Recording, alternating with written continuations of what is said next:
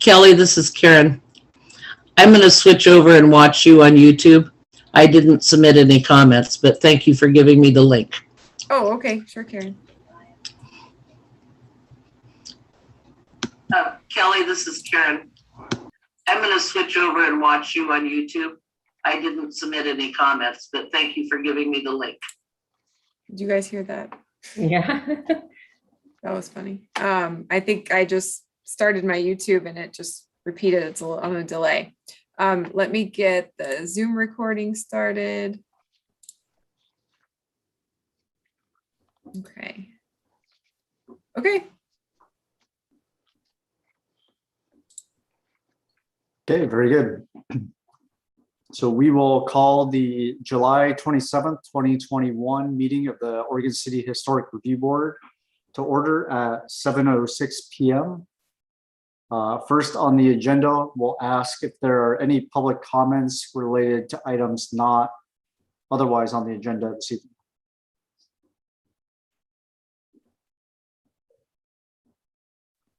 Right, hearing none, we'll move into the public hearing portion of the agenda. One public hearing on land use applications are scheduled tonight. Our role is to conduct the public hearing and to make decisions about the matter before us. In making those decisions, we must apply the applicable codes and laws and cannot vary from or change those laws or codes. Members of the Historic Review Board are to be unbiased. Before the start of the hearing, I will ask the Historic Review Board members whether they have any potential conflicts such as family, financial, or business relationships with any of the applicants or with regard to the land in question. I will also ask whether any of the Historic Review Board members have discussed the application in question with any of the parties or have independent knowledge of relevant facts, such as from a visit to the site in question. Any member of the audience may question any Historic Review Board member about their disclosures. A staff report has been prepared for each application and has been made available to the public 7 days before the first public hearing.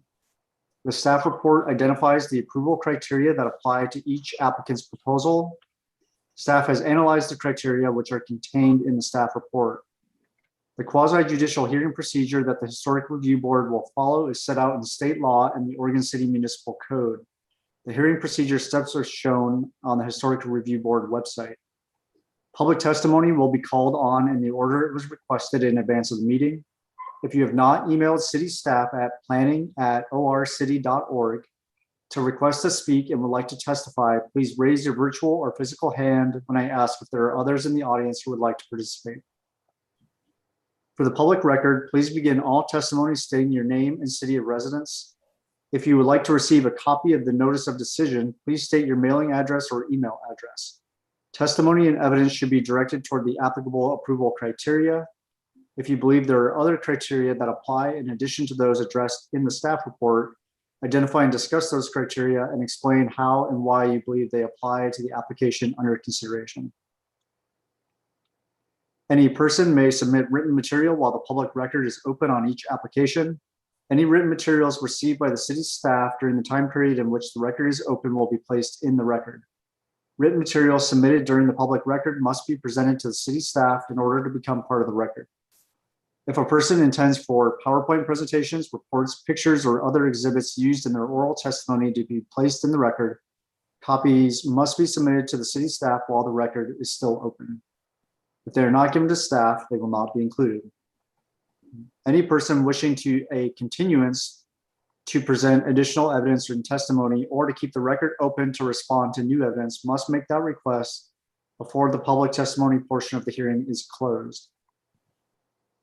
If the Historic Review Board makes a decision with which you disagree, any issue that you may wish to appeal must have been raised on the record for the consideration of the City Commission or the Land Use Board of Appeals or both. Without raising the issue on the record with sufficient detail and accompanied by statements or evidence that the city and all parties can respond to, the issue will be deemed not appealable to the City Commission or State Land Use Board of Appeals. In addition, the failure of an applicant to raise constitutional or other issues relating to the proposed conditions of approval with sufficient detail to allow the local government or its designee to respond to the issue precludes an action for damages in circuit court. Okay, now we will open the record for Oregon City file number GLUA 2037 and HR 2015, historic review for alterations to a contributing structure in the Kenema National Register District at 112 Miller Street. I'll now ask each historic review board member if they've had any ex parte contacts, conflicts of interest, bias, or any other statement to declare, and whether they have visited the site. If they have visited the site, the historic review board member must declare what, if he or she has perceived any material information. Board member Ferry. I don't have any conflicts. I haven't visited the site since the last time, but I did drive by just on 99 and I kind of saw it. Thank you. And board member Edgar. I have visited the site. In fact, I did today, and I have had no contact with anybody. Okay. And board member Stobie. No conflict, no contact, and I did not visit the site for this application, but did for the approval of HR 21-00010. So. Okay, thank you. And I have visited the site, and I have not had any ex parte contacts. Does anyone in the audience wish to question any of the historic review board members about these disclosures? All right, on that note, then we will turn it over to Kelly for the staff report. Thank you. And I do want to acknowledge the file number that's in the agenda packet is 2020. It's actually 21, so that's my mistake. 2137 and 2115 are our file numbers. Can everyone see the screen? Okay. Yes. Thanks. Okay, so this is kind of a revision to the project, the proposal that you reviewed a couple of months back for 112 Miller Street. So last hearing in May, HRB approved some alterations to this home, including a new shed dormer and some work on the front porch and some window related work. This revision is just for the dormer. The applicant's no longer proposing a dormer and instead is proposing to add skylights to that roof slope where the dormer had been previously proposed. So this is the Lena Clemson residence circa 1915. It's considered eligible and contributing within the district, meaning there are two categories of eligible. It's eligible significant and then eligible contributing, which is kind of a lesser status of being National Register eligible.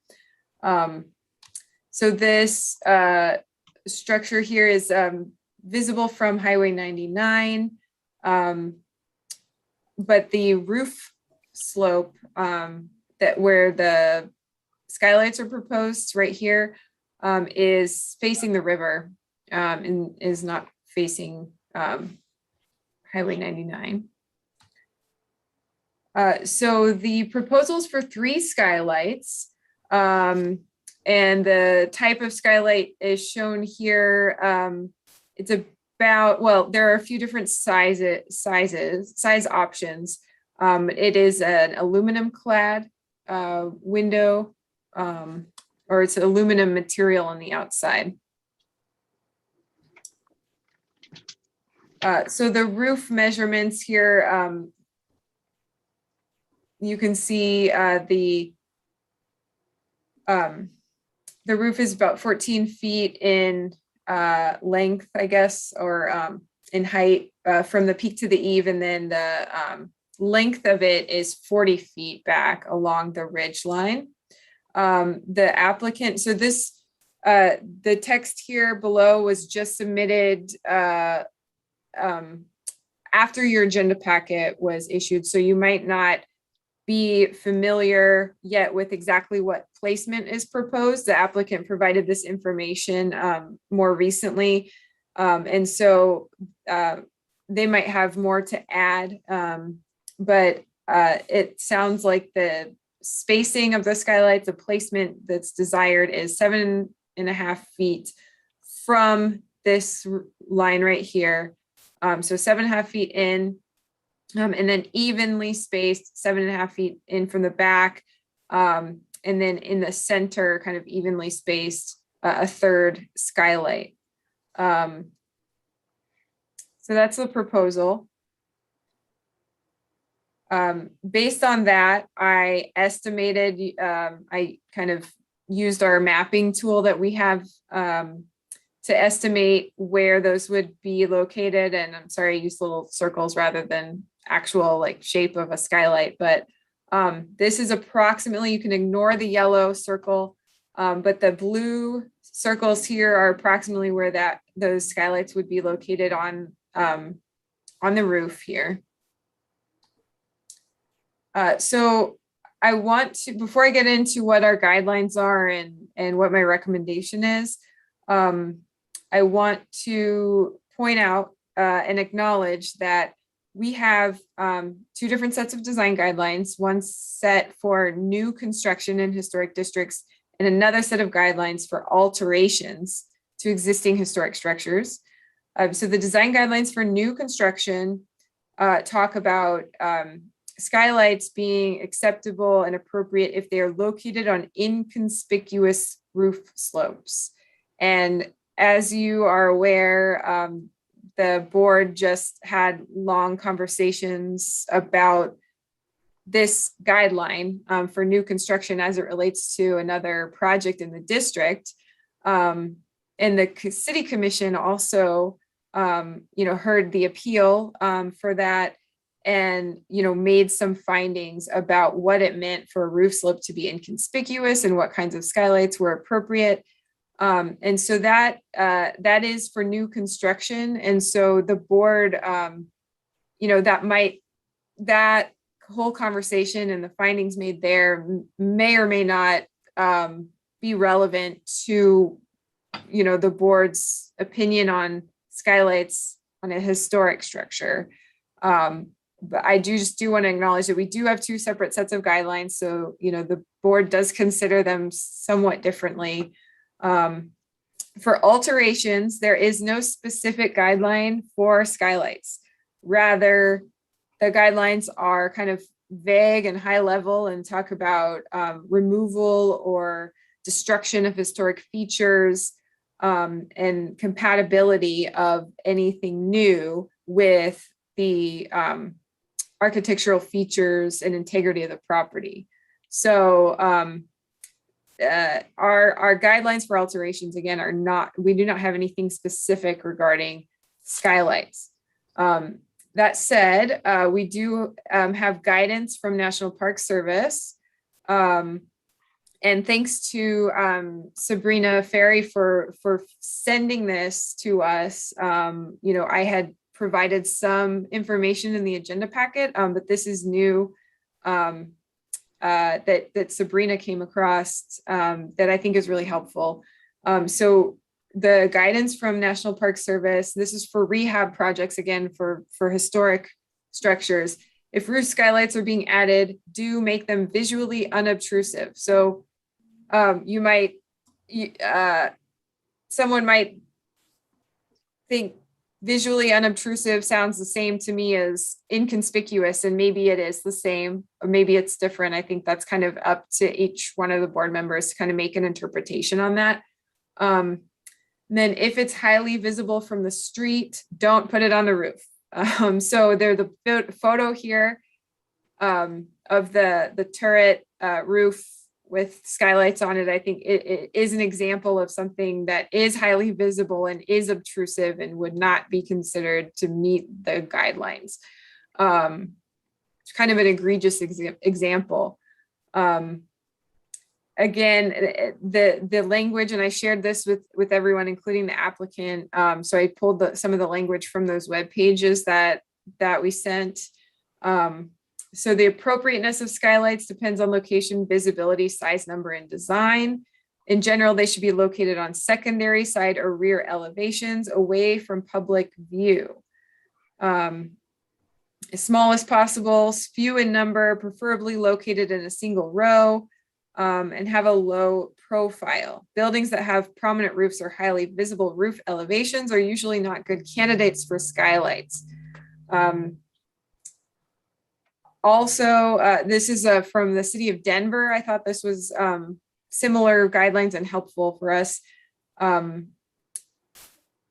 This also talks about locating new skylights on the rear or side facing roof slopes, having a low profile, and not visually overwhelming the original roof with new features.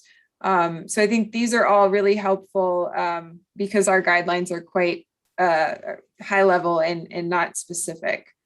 So I think based on what the applicant has proposed, I think some of the findings that you could make are that, the skylights are proposed on a side facing roof. The roof slope is facing away from the major thoroughfare. So it's visible. The roof slope is visible from public view from Miller Street, but it's not visible from, I guess, the major thoroughfare. The skylights are flat and low profile, and that the roof does not have any architectural features or detailing. I think there are some other kind of issues that we still need to discuss, though.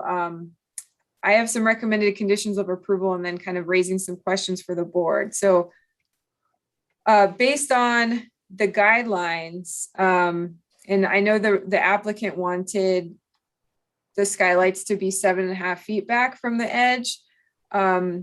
My recommendation is to push, if the board feels that skylights are appropriate, that they should be pushed back farther from the front to be less visible. And I have at least 14 feet here. I think that number is something that could be discussed. 2, the skylights shall be sized no larger than 2 feet wide by 4 feet tall each. So there were 3 different size options, it looked like, in the product information that was shared by the applicant. There was a smaller version that was about 2 feet by maybe 3.5 feet, and we can go back and look at that dimension. But the middle size there was 2 by 4. I'm not sure exactly what size the applicant had in mind, but I think limiting the size might be something the board wants to do. And then 3, trying to blend in the skylights with the roof, since I think the building's going to be re-roofed in the process of this, not knowing what the color of that roof might be. This condition would require that the new roof shingles be similar in color. So some sort of like dark gray or darker color to provide minimized contrast. So these are the recommended conditions in the written staff report from last week. So we have some new information that's been added to the record and from board member Ferry. I think the applicant may want to add and the applicant added information about where exactly they wanted to place them. And then we have, I think maybe some photos that the applicant might want to include. But I think it would be helpful if the HRB provided direction on whether you think the skylights will be visually unobtrusive.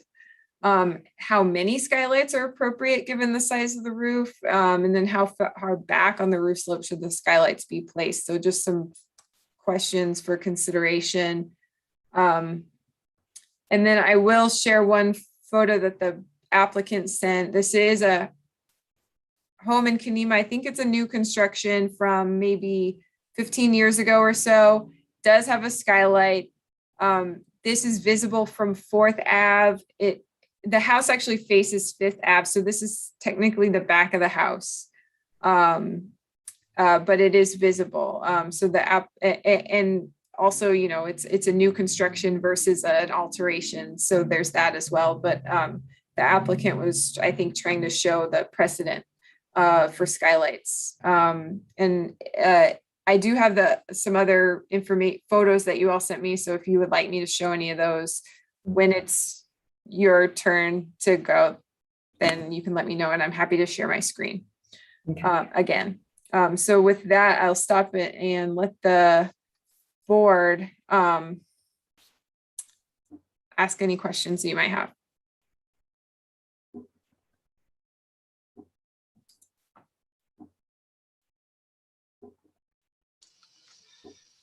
I may just at this point, I really liked the dormer approach because of compatibility to existing bungalows with shed dormers like what was approved as being a more acceptable opportunity for you and for us. But I'm trying to understand the considerations of why you wanted to step back from having the dormer. Paul, we would have loved to do a dormer, and we're actually pretty heartbroken. Is it about Paul? the Is that a fact question for Kelly, or is that a question for the applicant? For the applicant. All right. Well, let's move into the public testimony. Okay. Then Okay, I'm sorry. Any questions from the board for staff first, I guess? Like, should I repeat my question then at this point? No, we'll first of all, we'll give the applicant their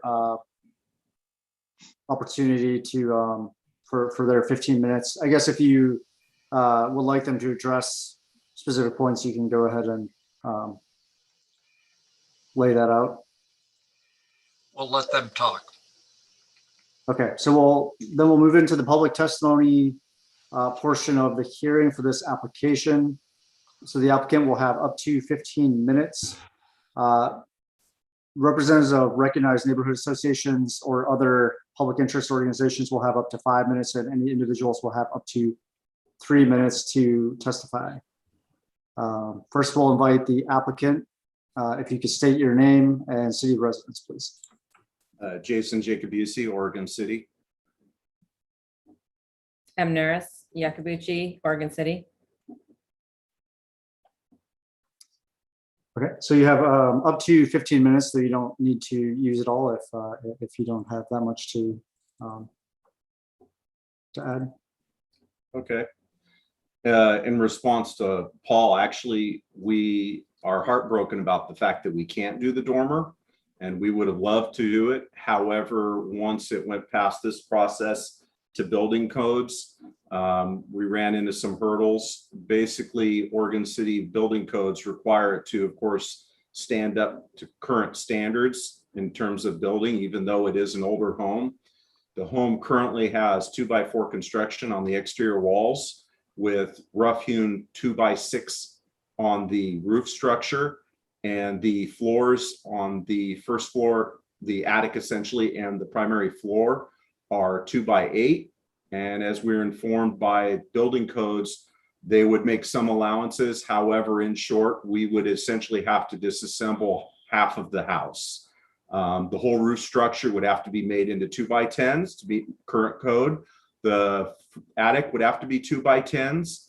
The flooring would be a minimum of 2x12s doubled up, or they would have to be pre-engineered timbers. The column or the beams underneath the house would have to all be removed and increased in size. The columns would have to be increased in size. We would have to excavate out the basement and put concrete footings under the house. So in essence, this is kind of like our last ditch effort to simply get somewhat light, somewhat ventilation up in that attic, and also add some more appeal to the house. Again, we've tried it. I've gone back and forth. I even hired an architect, and we consulted with 2 different engineers, and they were unwilling to sign off. The building inspector said he would allow allowances. However, the allowances given in mind would have to be our burden of proof. And the engineers said, basically, you're up against between a rock and a hard spot, because you're going to end up not having a historical home by the time you're done. So that's why we've given up on it. And it is heartbreaking, because we even today drive around and we see all these dormer homes, and, granted, they're grandfathered in, and back then they didn't do it. But on the same account, you're looking at a house. I'm sure some of you live in the area and you've seen it before we purchased it. I pulled 5 tons of roofing off of the roof. So the fact that I can't put a little dormer on it is very heartbreaking. That's kind of basically summation of it. The only reason for the roof, the skylight placement, is basically just to accommodate some ventilation up there in that area, and also to even out the lighting. As far as where they're placed, I don't believe that they're visibly, obtrusive in any way. They face away from 99. Even from Miller Street itself, you have to drive back towards the river and try and look. And as you look in the picture, you can see the garage kind of blocks that view, and the house that's between our house and the river is actually a 2-story, so you can't even see the roof line from the river itself. Anything you wanted to add? Just that it was asked about the color of the shingles, and we were planning on going with black, so it would blend in with the skylights. The spacing, Kelly had mentioned the 14 feet back. I strongly feel that it's not going to give us the lighting throughout the house up there if we put it 14 feet back. 7.5 feet, you still can't see it, because how much of the porch is there before you even look at the roof line? So the porch itself protrudes out 7.5 feet from the front of the house. So there's the porch, and then starts the house. Another thing to add too is the 2 foot by 4 foot. We were going to go with the one that's actually 25.5 inches. So essentially they call it a 24-inch, but we're not going to go with the full 48. It comes in a 37.5. So it's a little smaller anyway, in terms of the length dimension of the skylight. And I think that's it, unless you got something. Doing this is very discouraging when we purchased this house and we are putting a lot of our money into this, and we're being told, no, no, no, or you have to do this, you have to do this, you have to do this. This is the way it looks. And when you look at the house, you see an old structure, car lot structure that abides by no rules. You have a 1996 house next to us. You have a tin building across the street from us. So essentially, we really I love the look of an old house. I want it to look old, but I also know that today's age, you need to have something that's more modern on the inside that you can live in, that it's livable, because back then they did live differently than they live today. And I still want the aesthetics of an old house, but I also want to be able to live in it and be more modern. And I don't feel that we're doing something that's wrong. I don't feel that we're trying to pull anything over on anybody. I feel that we are all on the same page, that we all want Kenema to continue to have that old look and still have the historic feel to it. But, there's a lot that I feel is inconsistent. And I know I've been told that there's new construction and there's old construction, and I've been doing some research on that, and I see a lot of inconsistencies. But at the same time, I want it to look old still, but I still want it to look nice. And as you've driven by, you've seen what we've done to this house, and we've already put a great deal of money into getting this house fixed up, and we still have a great deal to go. And I just hope that, you guys recognize that and don't keep telling us no. Well, with that in mind, I don't feel it's necessarily them that's saying no. They No, approved there the are dormer, guidelines, there are But guidelines, it's and I building get that. codes that hit the whole dorm. A lot of Yeah. this comes from the dormer. We went But there's back and also the forth window quite a bit. issue too. Yeah. There's also the window issue too. So. All right. Sorry, I'm just very emotional about this right now. Understood. Do any of the board members have any questions for the applicants?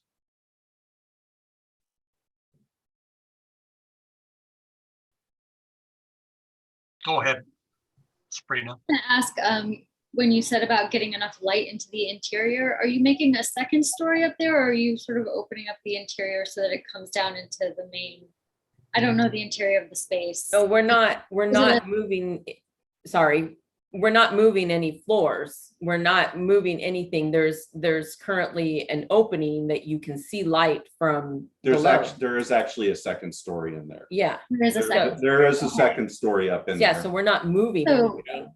No, I'm sorry. I wasn't trying Yeah. Oh, okay. conversational. I was asking about what you're trying to get light into. Yeah, Yeah. that space up there. So when Yeah. you're looking at that top, that essentially it's a second floor. It's got a really low ceiling. A lot of older homes you go in, it's not an 8-foot ceiling. It's, I think, 7-10 at the peak, and then it goes down to the edges.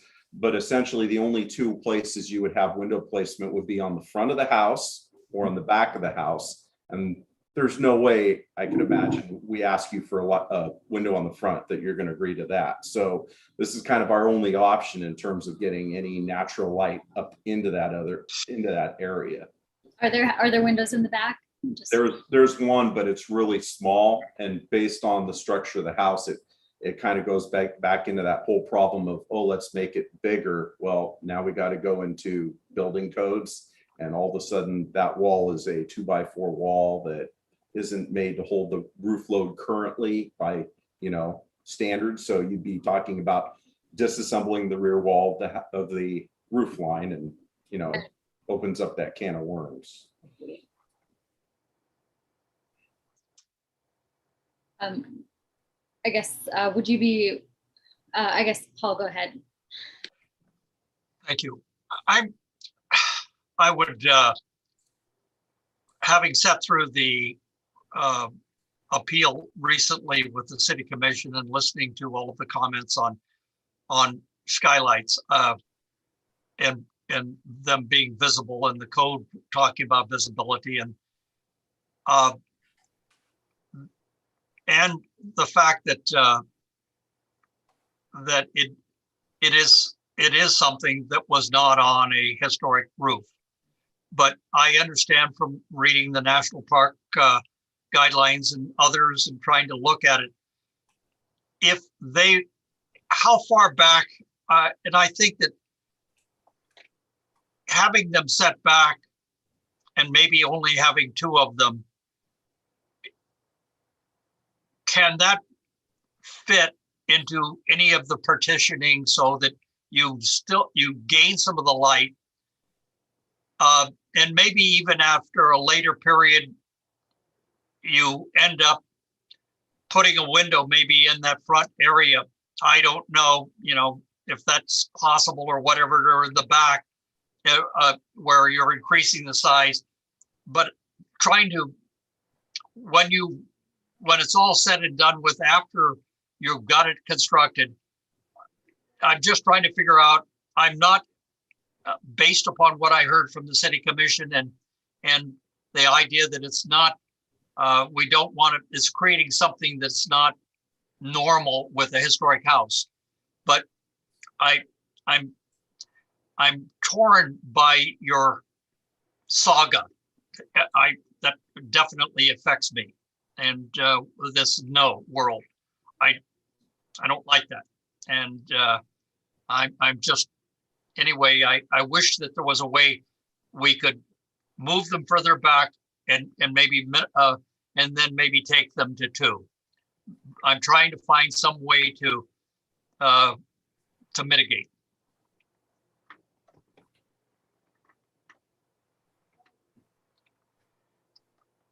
Go for it. Okay, I just don't know the protocol here, but so you're mentioning that move it back to 2 and then maybe at a later date, put a window up front. Is that something we can discuss tonight? No, you can't. We can't really discuss that, but I don't believe. But I would, if there was a way that that could be done, maybe it's something we could discuss. I don't know. But I just would love to see a window in the front would be not a major change. The fact that you're eliminating the dorm, it's almost like a mitigating opportunity to try to bring light and air in and egress opportunities. So from a second story, Kelly, could they put a window up in front? Actually, can I interrupt real quick? A window in front wouldn't even be feasible, because if you look at the roof line between the porch and the actual, the house itself, it's literally less than 3 feet. Yeah, I see. It's just a crack. Yeah, I agree. How about the rear? I mean, I even thought about opening up that front porch and doing something with that and approached that with the architect, and he laughed at me. Paul, he said earlier, if they try to put a larger window in the back, then they get back to the building code issues of 2x4s, 2x8s, and 2x10s. Right. Well, not only that, you'd have essentially, even if you utilize that full back wall, it'd be maybe 2 feet by 2 feet, and it's going to try and light 40 feet into a room. Gotcha. So Two, go ahead. Never mind. I don't need to answer the question. two small clarifying questions. So the size that you mentioned sounded like it didn't match up with any of the 3 sizes that are in the photo that's in the It didn't. report. Can you bring that photo back up, Kelly, of the skylight, please?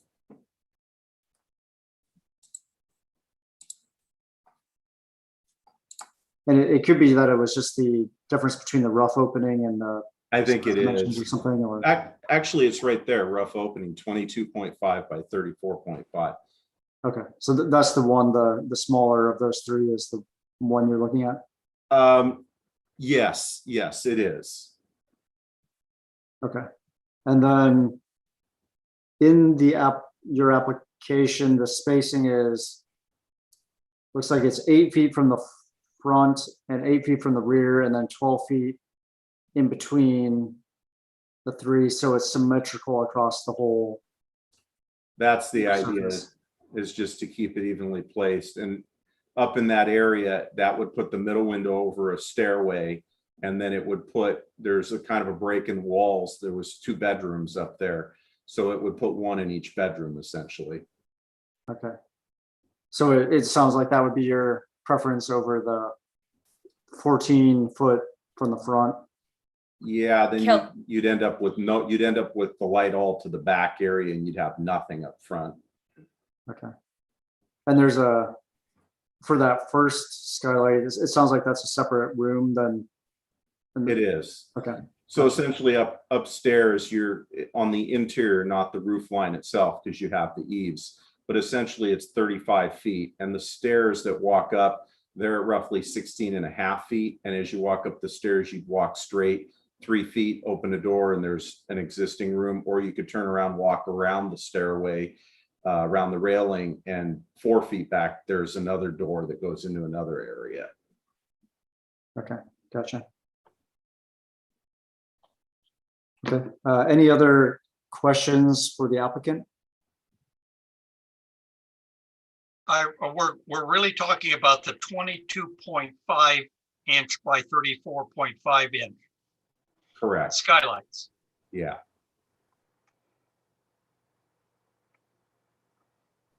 Okay.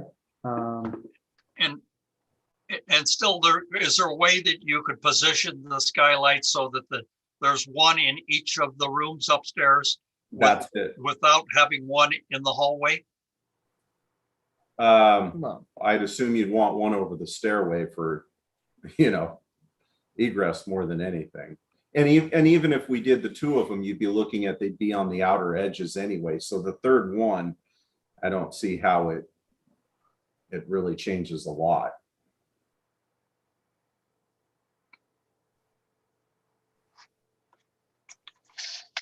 Okay. Any additional questions? No, I don't have any additional questions. You answered them or you asked them. Okay.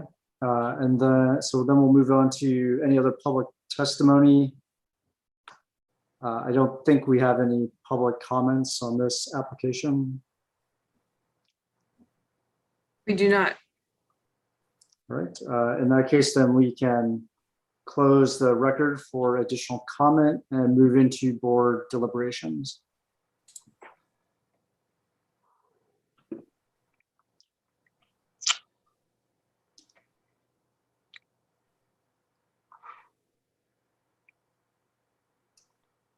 Anybody have any statements?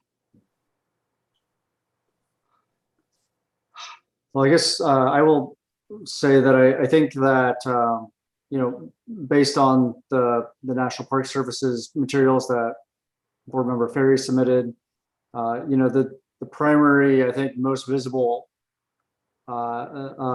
aspect of this house is from 99, which, I see every day driving into this neighborhood. And so there's no impact there. I think the shed dormer would have been fantastic, and I it's too bad that I can't do that. But of course, we don't have the power to alter those type of codes to allow that. The skylights wouldn't be visible from 99 or First Avenue or from the left side of the front of the home there. So it's really only kind of that small area from this, center to the right side of the home before you get to kind of the trees there that you would be able to see these. So I think it's an acceptable side of the house to have the skylights on. I'm a little bit torn on the setbacks. I can see the reasoning for maybe having them pushed back a little bit farther from the street and having the 14 feet, but I also think from that small area, they're going to be visible no matter what. And just having the symmetry of them spaced evenly and in some ways makes them less, also less conspicuous because they, I don't know, things that are symmetrical kind of just in my mind stick out less than things that are asymmetrical. So, and I also see the logic for spacing them if there's 2 rooms and a stairway in the center to space them out that way as well. So I'm kind of inclined to allow them to do that. And I also do think that, in lieu of the dormer, even though the skylights aren't necessarily ideal on a historic structure, making the home more functional adds value to it, which increases, the chances of it being able to continue to be used and preserved for the future, as opposed to, if you limit or put conditions on it that don't, allow them to rehabilitate it into a usable structure or a structure that has as much value in kind of, 2021, then you're sort of potentially condemning it to a future of, heading downhill as well. So those are my thoughts, I guess.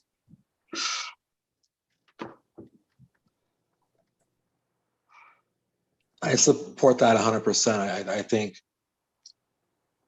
the symmetry, it blends in. As humans, we like that symmetry, but it also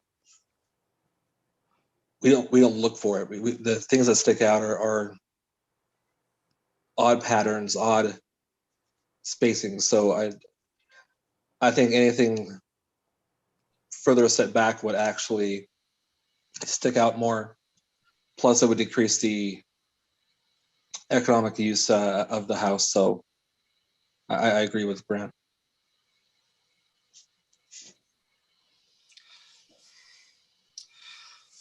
I have been really torn on this because I remember when we approved it the last time, I said, God bless you for doing this. And because having rebuilt an 1880 house, I understand the pitfalls and the problems and the dominoes that fall. And I know that you're in the middle of them. To the best of, against my good judgment of trying to be consistent, I have to agree with what Grant said. It's a little inconsistent for me to go along with having them, because I really wanted the dormer, but wow, what you said was unacceptable to me. So anyway, you're in the middle of it. I see you remove that part of the that add-on that was on the front of the building. It looks good, and it makes your porch look right. And thank you. And I know that it's a work in progress, but I will also go along with what Grant said.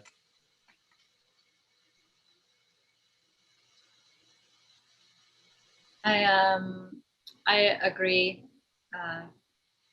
I'll go along with what Grant said as far as the spacing. I think ideally I'd love them to be farther back so they're less visible, but I do understand the need to get light into a room. And if there's no front window and there's no way to put a side window in, then obviously you're looking at the roof. So.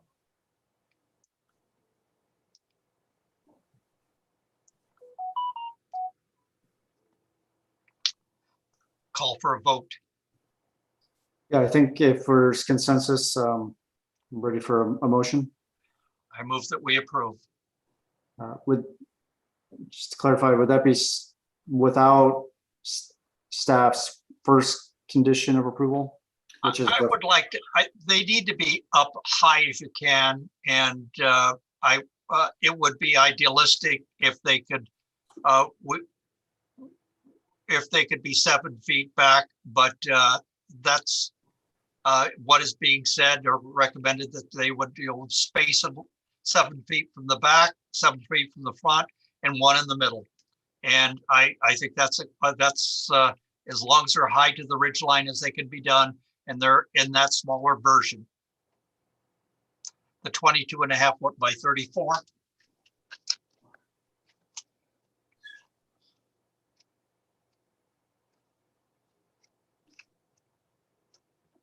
By 34.5.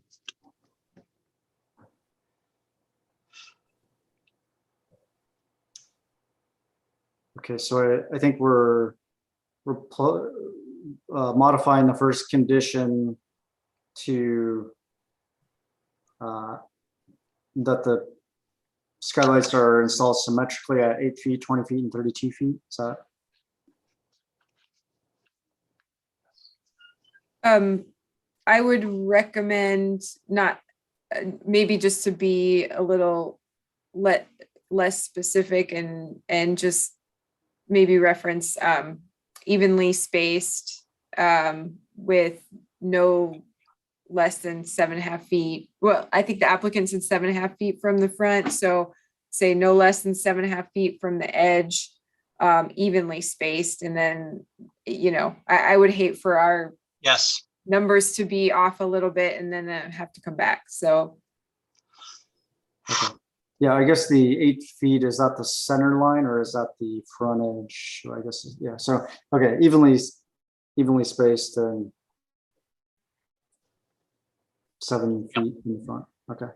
Are they to be evenly spaced between the ridge line and the eave as well? Did we want to specify about that? Or are they just in the center, or are they, because Paul had just. I think it's just center. I think starting from the ridge line might restrict where they can maximize the actual light. And you've got to look at the member of the roof construction, and you don't want to be cutting away into some place where there's a support beam. So it's got to be in where you can fit it in the most intelligently. A good point. Okay. So evenly spaced horizontally Yes. from each other. All right, Paul, so get all that information and put it to a sentence and let's try it again.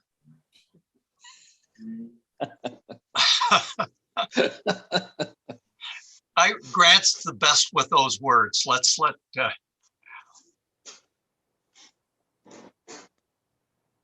Okay, I guess I can make the motion. So the move to approve GLUA 2137, HR 2115 with staff's recommended conditions of approval, modifying condition 1 to read that the skylights shall be evenly spaced and no at least 7 with the nearest skylight at least 7 feet back from the front of the home.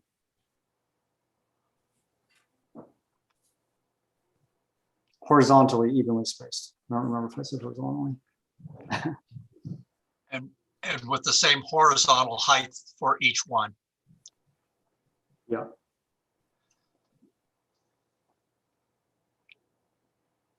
Okay, I'll second that if Grant's done. I think I am. All right. Okay, call for the vote. Board Member Edgar, Yes. Board Member Ferry, Aye. Board Member Stobie, Yes. and Chair Blythe. Aye. Thank you. Yeah, thank you. Motion carries. Application is approved. Yeah, congratulations and good luck with the rest of your project. Hopefully you don't run into as many obstacles as you have so far. Yeah. Thank you. Yep, thank you very much.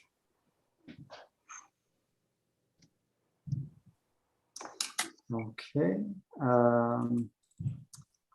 Then we will move on to the next item, or that will close the public hearing portion of the agenda. And my web is freezing up here a bit. Then we'll move on to item 2 on the agenda, which is the compatible change work session for new construction review threshold for non-designated structures in the McLaughlin district.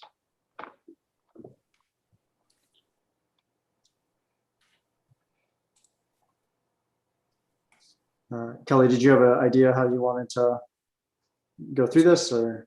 Sure.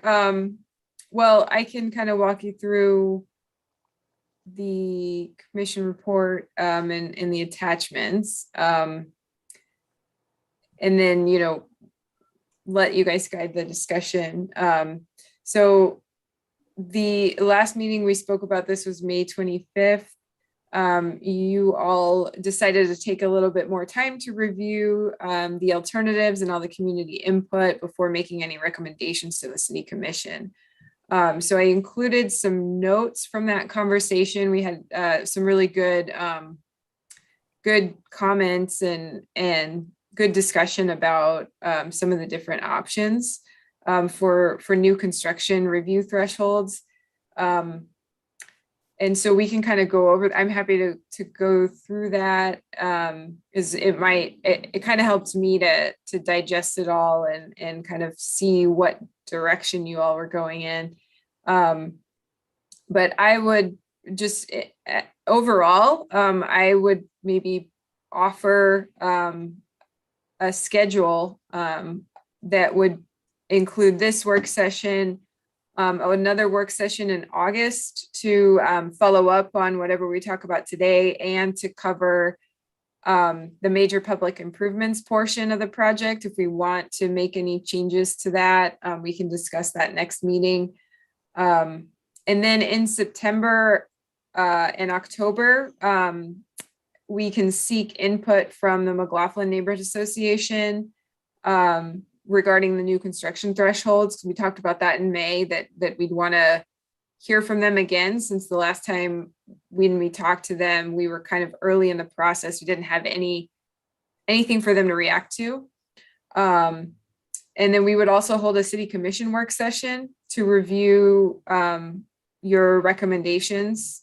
That maybe maybe you wouldn't be recommending just one thing, but maybe, you know, 2 good options that you like might come out of this discussion, and then the city commission could react to those.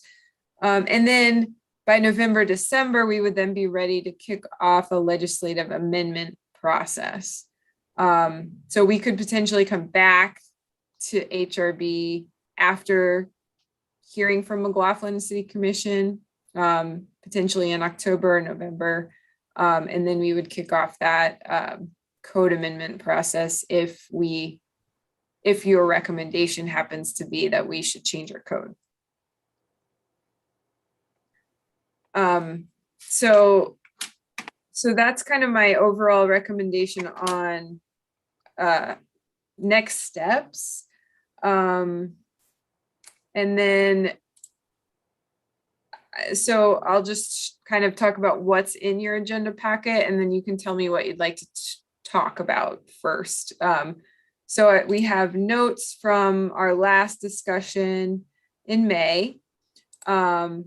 We have an alternatives analysis that contains the 5 alternatives for how we would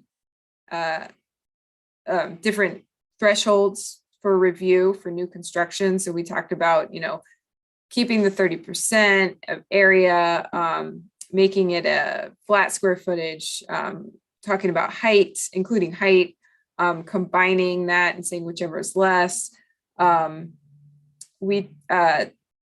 The alternatives analysis takes all 5 of those alternatives and evaluates them on our goals for the project of providing clarity, considering city resources and staff time,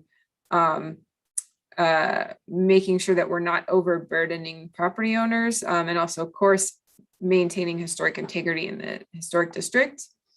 So there's that analysis. I have a table of the approach taken in other jurisdictions, including Cottage Grove, Salem, Albany, Corvallis, and Portland. And then there is the open house summary.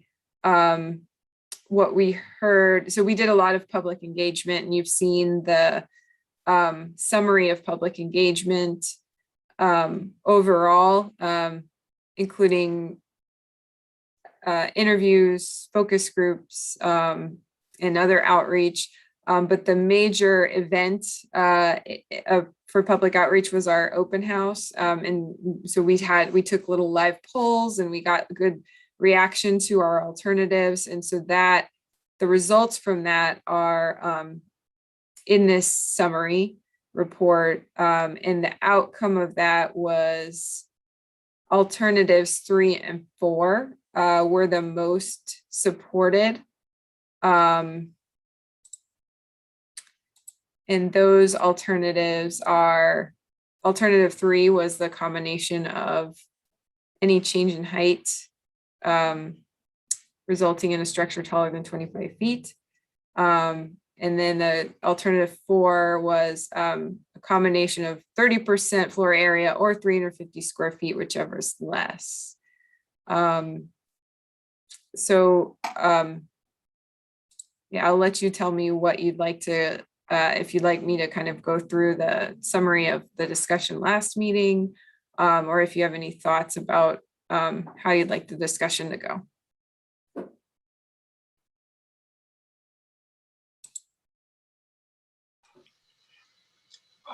I've on a contributing structure where they're making an add-on to a contributing historic structure. I think that virtually any thing that's and if it's even 10% add-on, and that on a contributing structure, it should go up for review. I just think that if it's contributing, it just if it's not contributing a historic contributing structure, then I'm comfortable with the guidelines. I would like to see them actually smaller. I like to see 20% or greater add-on floor area. Yeah, so for designated structures, and that includes every structure in Kenema, any addition, no matter what the size, is reviewed by HRB.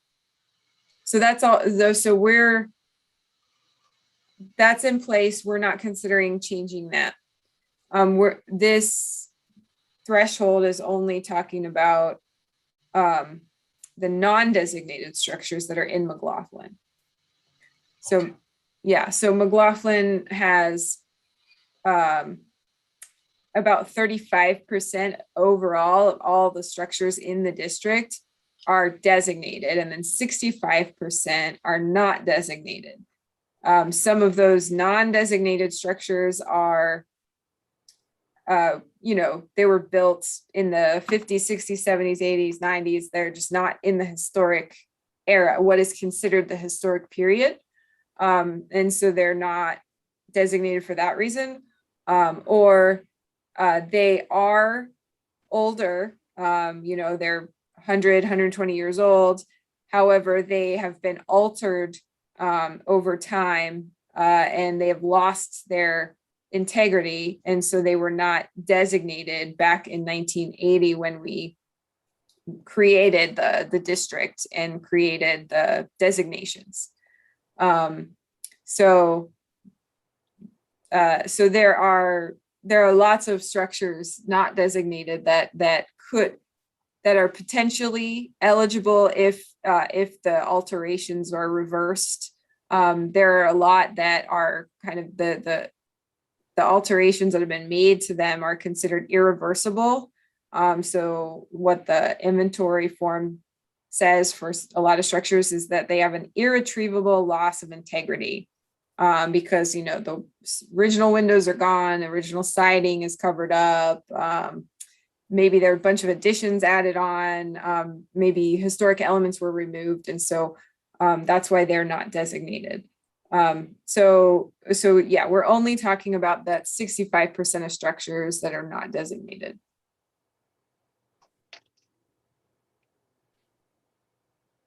Kelly, my question is, do you know what portion of these structures that are not designated are significantly sized enough and have a lot large enough to accommodate an addition that would, dramatically change the look of the district? Do you know? I mean, I went away last time thinking, oh, I'm going to do a survey of the whole McLaughlin neighborhood and blah, blah, blah. And I just haven't had time to do that. So yeah, we wanted to collect. So that was the question that we asked early on, at least. So we had an intern working, you might remember Sean. And we got the tax assessor data that shows the square footage of every home. The problem with that, though, is that that data includes basements. And we don't know, there's no way for us to know like which homes are actually that large and which homes are actually half of that size, because half the square footage is underground. And so it was, once we kind of looked at that data, we felt it wasn't really useful for us to tell like what's the average size of a non-designated structure in McLaughlin, and like how, what would be the average size of an addition, or so unfortunately we don't have good information on the size of all these homes or structures. A lot of them are not houses, right? A lot of them are commercial structures. I will say that I would say a lot of the commercial structures are on, well, the non-designated commercial structures probably have significant site area to allow for additions, right? Because they have like parking lots. The historic structures don't have parking lots on their properties mostly. The non-historic commercial structures maybe take up half or less than half of the lot, and then the rest of it's a parking lot. So there's ample room for redevelopment potentially and historic review for something of a large size. The vast majority of the homes in the district are in the R6 zone. And many of the lots are 5,000 square feet, like 50 by 100 lots. So not all of them, but many of them are 50 by 100. So yes, I mean, those are generally large enough to accommodate a pretty significant addition and or a significantly sized detached structure. Okay. So that's not necessarily, so thinking about them size-wise and their impact based on like being a larger structure, being able to have a larger addition at 30% without being reviewed is not necessarily the best way to think about this sort of project. Is that what I'm hearing? I mean, I'm just, because it's really hard to tell exactly like who would do what and what would have the worst effect. Yeah, I mean, I think in our track record is that we haven't really seen a whole lot of large additions. You all had one come before you a couple of months ago. It was actually a pretty small addition, but it was on a small house, so it was above 30%. I think we have House Bill 2001 coming along, and we did just recently amend our code to allow for internal conversions, and for more opportunities for duplexes, which could allow more people to start building additions onto their homes or building new kind of structures to expand the footprint to then be able to internally convert it into like a threeplex or something. So we could potentially see more building activity and because of that.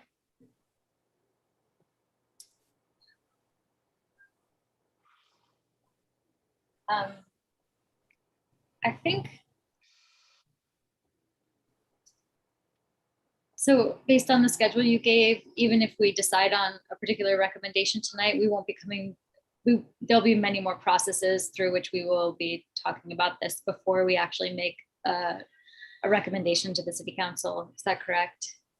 Yeah, I mean, I would say we'd probably have another work session in August to kind of, if we can't reach any sort of consensus today. And then I think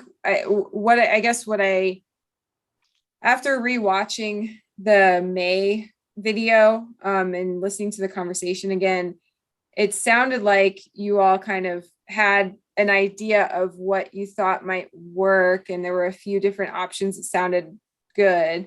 And so maybe if you were able to identify a couple of options that you thought were acceptable and appropriate, then those could be taken to be presented to the McLaughlin Neighborhood Association, and we could post it on the website and say, here's kind of like what has risen to the top. And so people could know that and react to it. We could take that to the city commission and work session potentially.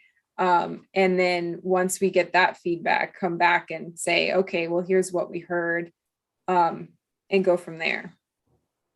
And I'm just curious, is there, I kind of like option 4, but I understand why people have also taken interest in the 25-foot high threshold. And I'm wondering, is there a reason why a flat square footage wasn't combined with a height, or is that just something that we can workshop if we felt like we wanted to? Yeah, I think that you can kind of mix and match however you see fit. Like the 5 alternatives that are there are just kind of there to get the conversation started. Yeah. Yeah. I mean, I still like option 4. I think if you added something about, you know, anything greater than 25 feet needs to be reviewed, I think I would go for that. So like kind of 3 different thresholds: percentage, square Yeah. footage, or height. Yeah, I mean, I think that that kind of covers all bases as far as what we're looking at. You need the percentage for the very small houses, the 350 for the larger houses, and that which is the flat square footage, and then the height in case anybody just feels like going up, right? I mean, I don't know. I'm sure there's other codes that restrict height within the neighborhood, but Yeah, so in Uh, most, throughout the district, mostly like in the residential lots, the height limit is going to be 35 feet for the underlying base zone, which is pretty tall. I mean, it's 2.5 stories or 35 feet when, you know, we have a lot of houses that are 1.5 stories. So, the allowance by the underlying zone kind of base code is pretty high. and is that the same for for commercial as well? Commercial is actually 40 feet or 3 stories. So in the mixed use corridor zone, your height limit's 40 feet.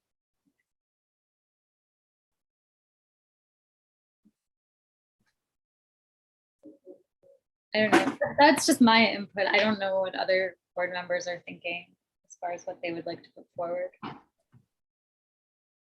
I've always had some concerns in massing to the whole idea of, and I saw comments in there, in the different comments about the potential of trying to have some limit in the size or the mass of an add-on. And it rings a bell a little bit with me, and I because I think we need to try to rein in some of the mega type add-ons or structures. But I think that Sabrina, really, I like what you said.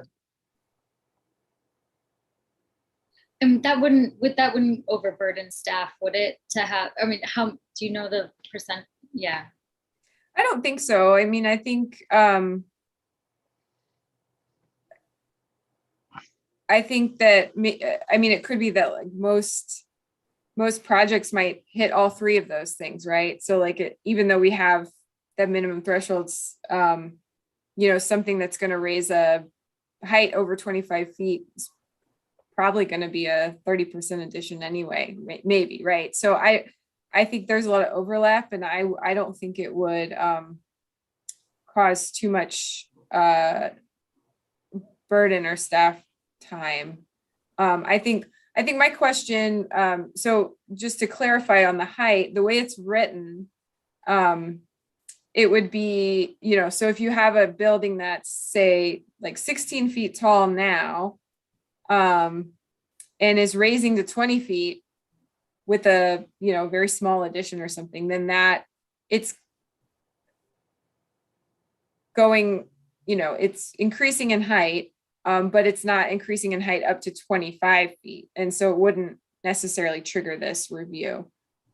Just want to clarify that, because I think what I heard people say before is that any change in height we might want to be concerned with. But the way it's written now is that only a change in height that results in a height taller than 25 feet. And then of course, it's important to know that the way that we measure height currently, when we talk about building height, is the midpoint from the peak of the roof to the eave of the roof. So that's how in our code we measure building height. For historic purposes, I think many times we talk more about the peak, the height at the peak. So if we want to be, if we're real, when you're thinking 25 feet, if you're thinking to the peak, then I think we need to make sure that that's clarified too. Okay. Yes. So would it be better to do any change in height, do you think, or I mean, I assumed 25 feet was roughly about 2 stories. Is that correct? Yeah, to the peak. I have to change my brain to think about peak versus midpoint. Yeah, I think that would capture most 2-story buildings. I mean, I guess you could dramatically change the look of a structure without, with just a very small change in height.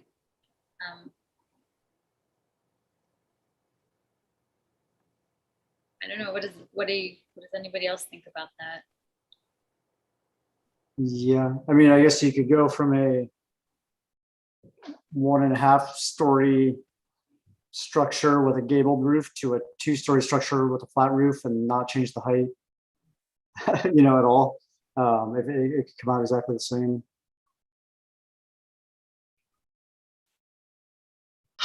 Yeah, I mean, I don't think I've ever seen any proposal like that. So I think that's probably a low chance of something like that happening.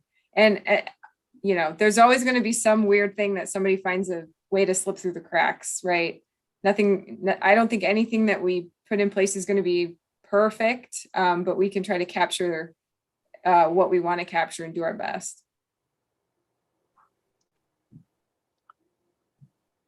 I would definitely like to be able to have a work session with the McLaughlin Historic Review Board or committee. Yeah. What I typically do is ask if they would like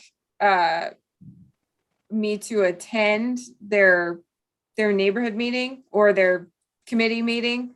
And so if, we could, as a group, I mean, I think we can't have a quorum, right? So, but if 2 HRB members want to attend along with me, an upcoming McLaughlin Neighborhood Association meeting, we could offer that. I would love to do that.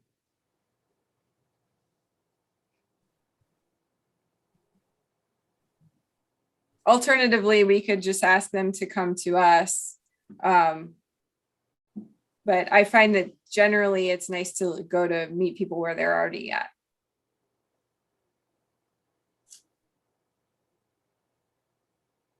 Yeah.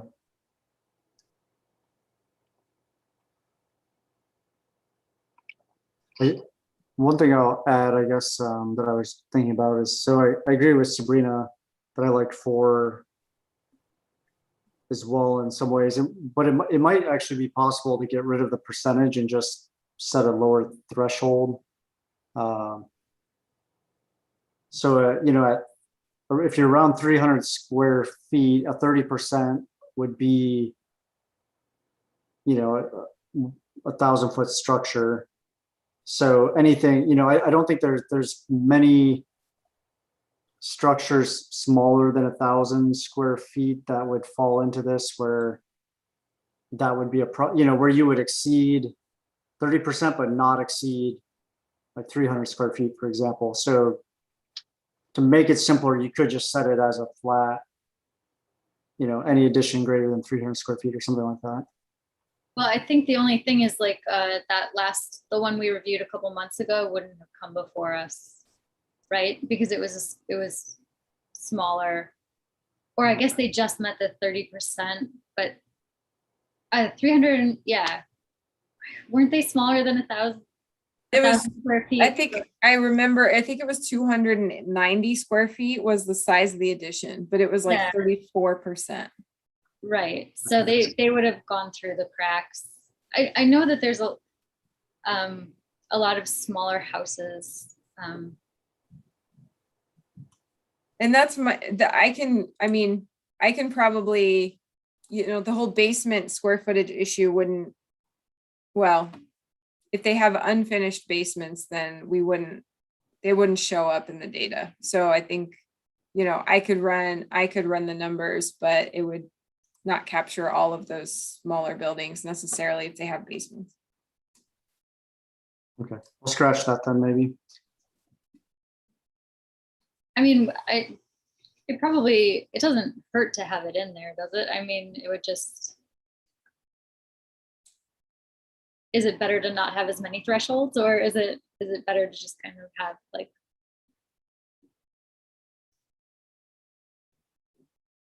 I understood why the 30% was in there, I guess that's what I'm saying.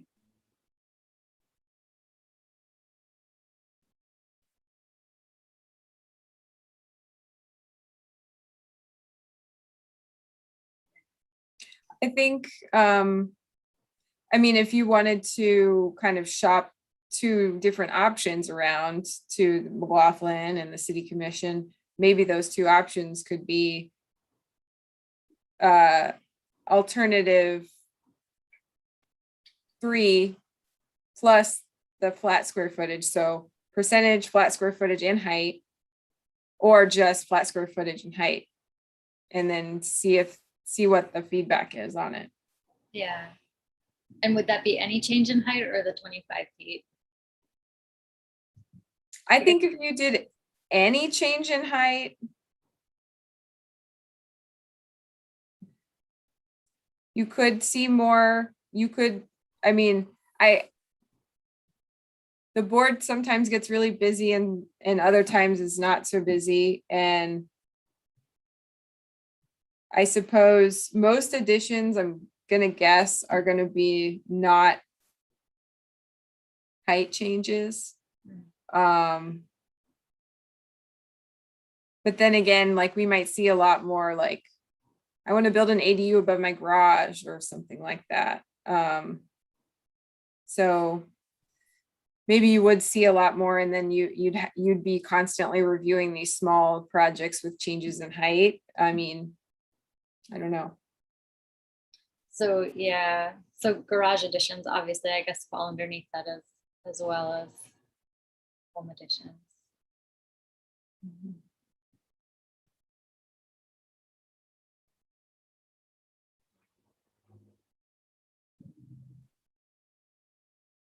I don't know. I don't want to overburden people who don't have contributing structures, but I do know that, there is the potential to, drastically change the way our neighborhood looks. Yeah, I think the reason that it was written the way it is with the 25-foot height is that, if it's a smaller square footage addition, but it's a little bit, but it does add height, might not be that impactful unless it does happen to be very tall, right? And then because there are a lot of smaller, like 1.5 story designated structures in McLaughlin. And if you end up with more buildings next door to them that kind of tower over them, then that could have an impact. So, maybe 25 feet is not the right number. Maybe it's a little less than that. Or like a set increase in height, like if you increase the height by 3+ feet or something, I don't know. Or a percentage, yeah. Maybe. Yeah, I don't know.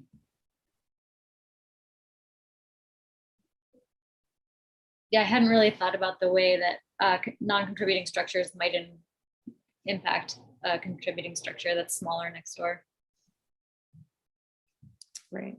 Yeah, the original example that kind of set this off effectively didn't change the square footage at all, right? It just, or very little, but it effectively turned a crawl space attic into a full second story, which was how that got flagged. I don't know if you saw that one or not, Sabrina, the photo of that one.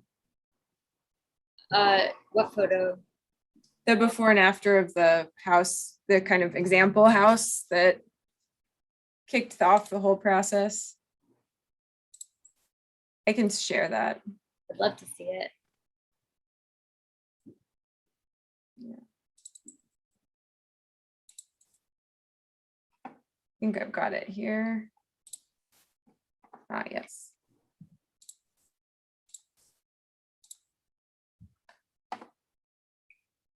I know this project because I walked by it and watched it happen.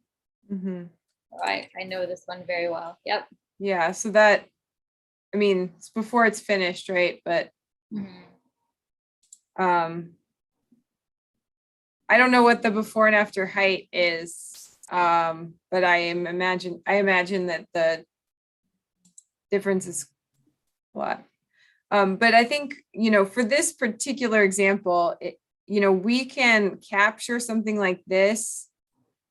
Well, this one was kind of, you can see this is almost all brand new, right? So this house was rebuilt almost from the ground up. And so the way that we're hoping to change the definition of new construction would it include reconstructed space, Mhm. right? So if it's demolished and then rebuilt in this manner, then that would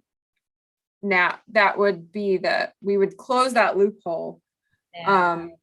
But I suppose if they had just kind of removed the top floor and then replaced it, then it might I guess that whole second floor would then be considered reconstructed space.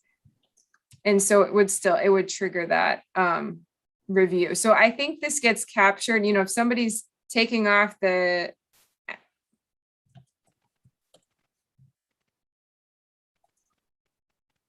that's where, yeah. It depends on what the space was before, right?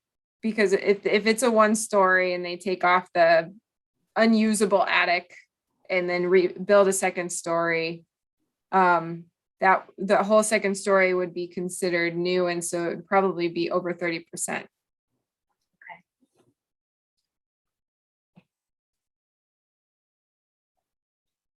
Yeah. And they got away with this because they just left one wall intact, is that right? It was considered a remodel by our building department. And so we just looked at the before and after square footage, which was only 19% increase. Yeah.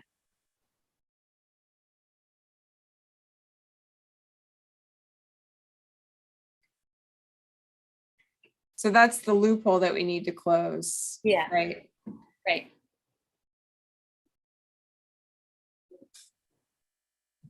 But I don't think you have to add the height threshold in order to close that loophole I see. Okay. necessarily, right? I mean, So it's possible number 4, option 4 might be sufficient on its own. Unless It might- we want to wrap some- yeah, it might be sufficient along with the change to the definition to capture those remodeling projects. Yeah. Because in your experience, you don't see a lot of people just putting second or third stories on top of their homes. No, I don't. Yeah. I'm guessing a lot of people might run into the issue that the Yakabuchis that we just talked to had, right, with the structural support in the older house. Yeah. Mhm. But these could be newer houses, right? Because this is. Yeah, that's true. Some of them are going to be newer. Yeah. This one, the example house was like a 1914 house, I think. Just happened to be non-designated because of the alterations that had occurred.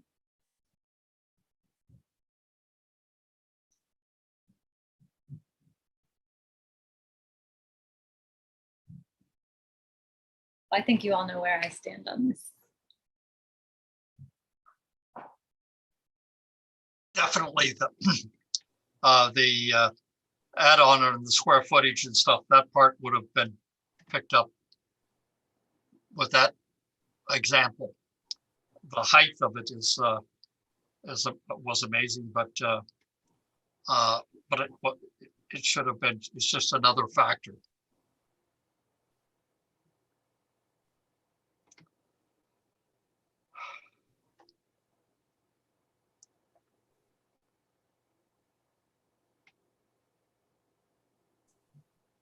And Kelly, just a question about commercial structures. So the flat square footage would be 30% or 1,000 square feet.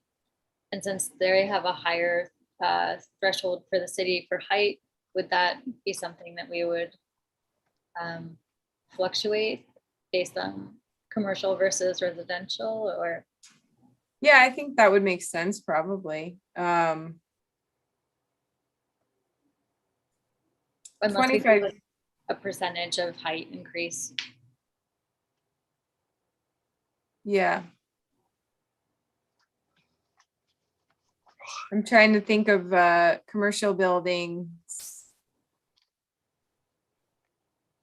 where I'm guessing that most, like, if somebody were adding a second story to a commercial building, I'm guessing it would probably trigger the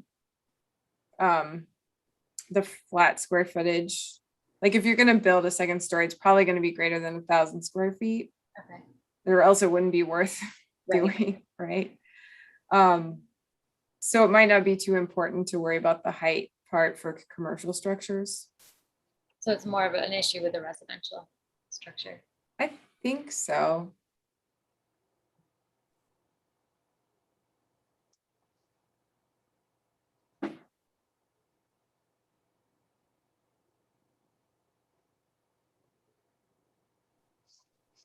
Well, I think I'd love to know what the neighborhood association thinks about option 4, or, option 4 with an addition of a height. Yeah, I agree with that. I too would like to, I want to hear a little bit more, as this is kind of narrowed down what the McLaughlin neighborhood has to say. And I think I saw some head nods, but I just want to clarify. When we're talking about 25 feet in height, are you picturing to the peak of the roof? I am. I really think it should be to the peak. I think that's what I was picturing, because I didn't realize that you measured it in a different way, but Yeah, I think whatever it is, we would want to catch that sort of turning the attic into a second floor thing. If they had to rebuild the roof and it changed the height because the pitch changed slightly, so it changed within a foot or two, that type of stuff could be excluded. But if it's adding livable height, space, I think that's what we want to somehow catch, however we define it. Okay.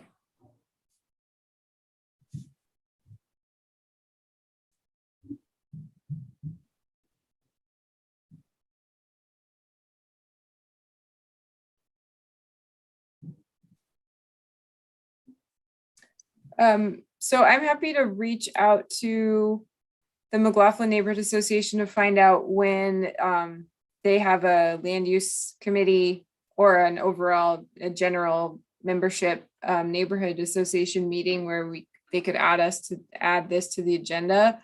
And then maybe you all can decide who from the board wants to attend. Again, we can't have a quorum. So unless we advertise it as a public meeting, which I guess we could, that would be interesting. That might be a first, but we could probably do that.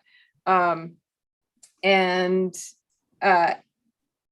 then see when that gets scheduled and figure out what our schedule is from there accordingly. Be nice. Okay. And would you all like me to bring kind of the second half of this is public improvements? So when the city, I guess it could be the county too, but if there are any city projects like in the right of way, in the historic district, like any sort of streetscape or stormwater, any sort of public capital improvement projects within the historic district, those typically come to the board. And the problem that we were trying to solve there is trying to figure out how we can pare down what needs to get to the HRB review level. to really bring you the most important public improvements, and allow a staff level review for capital projects that aren't going to have, are going to be minimal impact or meet all of our guidelines, meet our HRB policies. And so we were trying to maybe better define what we would consider to be capital improvements that would need to come to the board, so that a lot of those things could be just exempt, I guess, from historic review. So would you like me to bring kind of that topic to you at the next meeting in August? Yes, I would. I can always go back and remember a project on Third Avenue between Ganong and Hedges, where we got into a discussion with a curb that was put in there, and where we've never had a curb before in the Kenema district like that. And it was a stormwater type curb to try to control stormwater at that location. But John finally agreed to make it gray or dark and kind of try to make it as invisible as possible. But I could remember seeing that in that event, and a lot of discussion around it. And sometimes I think that when something's happening, sometimes Public Works could think that it's insignificant, but yet at the same time, it changed the character of Kenema. And I would prefer a lot of these things to where I just need some discussion as to what triggers it or not. Yeah, I think it's really helpful to be clear with this. So for other departments, so they know really when they need to come and when they don't, because it's always kind of a gray area for does this require HRB review or not? So want to maybe try to make it a little more black and white instead of gray. And then, I think Paul, that's a lot of staff in like Public Works, parks, aren't trained on our design guidelines and all that. And so, yeah, it helps us to be a lot more clear of when something needs to come to the board, so that there's not an argument or so the expectations are set.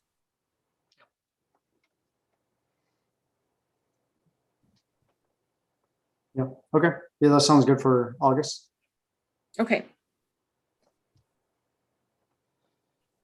Great.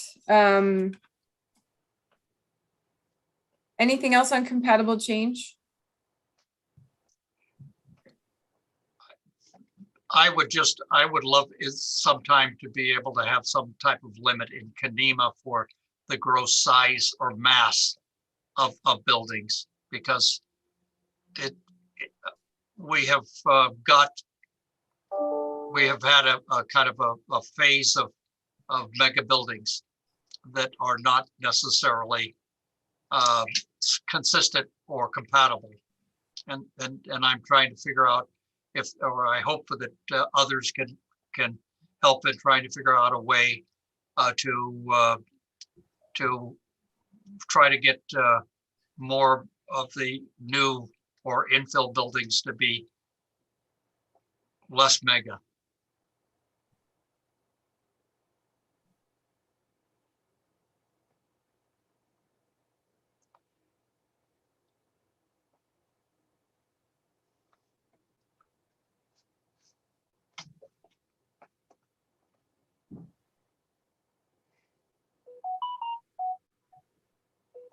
Yeah, I guess we don't have anything in the design guidelines right now that's quantitative that I think, but I do recall for the one application that was on the 4th Avenue.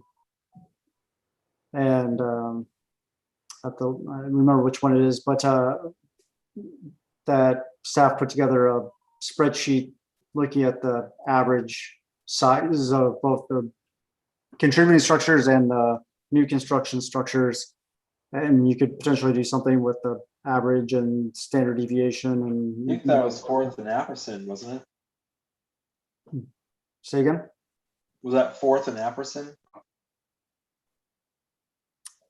Maybe. We may have used it more than once. Yeah. No, it was. Yeah, that came to us a couple times.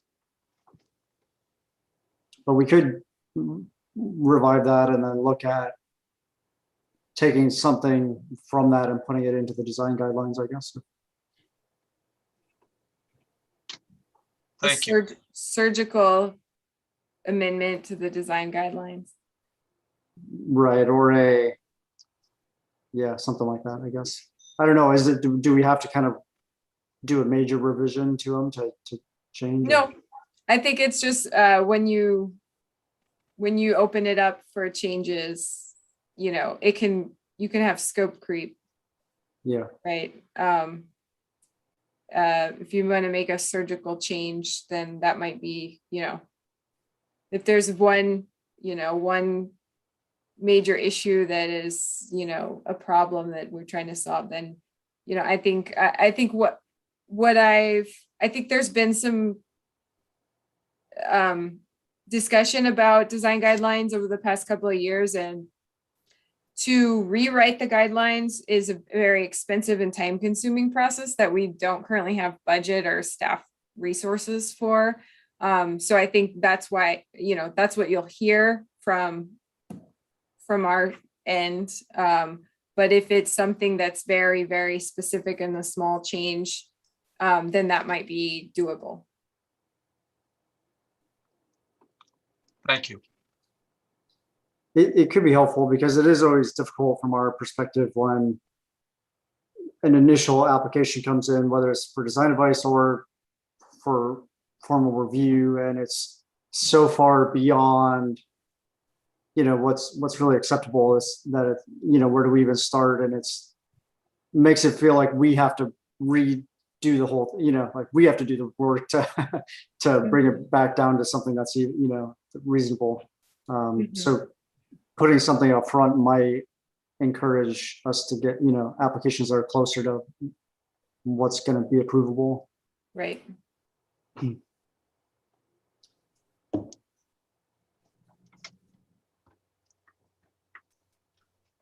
All right.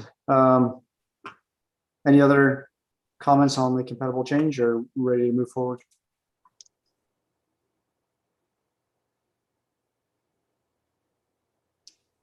Okay, so the last three items are 3 sets of minutes from 2015 and 2016. None of us were on the board at that time, I don't think so. But I didn't see any errors in any of them. Yeah, you'll see a few more of these. Something happened in between like 2014 and 2016 or somewhere thereabouts, maybe 2017. I think I started as the preservation planner in late 2017. And from there, we started to kind of get caught up on the current minutes, and our city recorder pinged me a few months ago and said, oh, we have a few dozen sets of minutes from several years ago that you all need to catch up on that were never actually approved. So you'll see about 3 per agenda moving forward so that we can get caught up.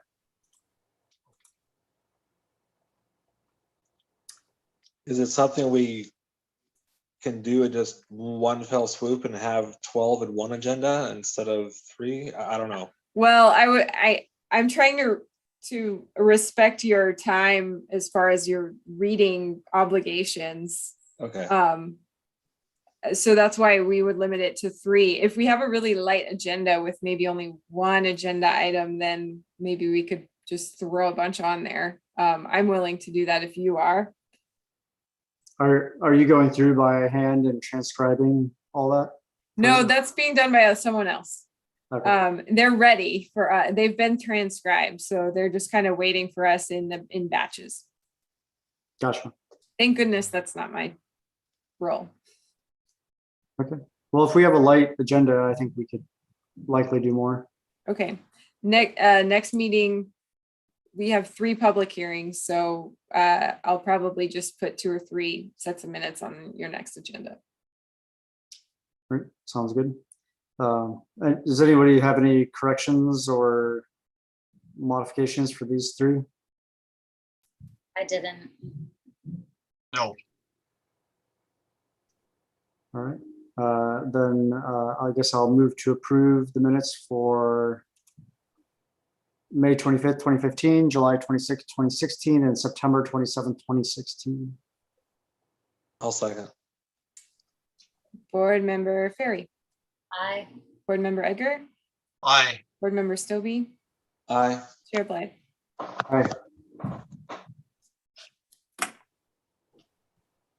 All right, and finally, any communications?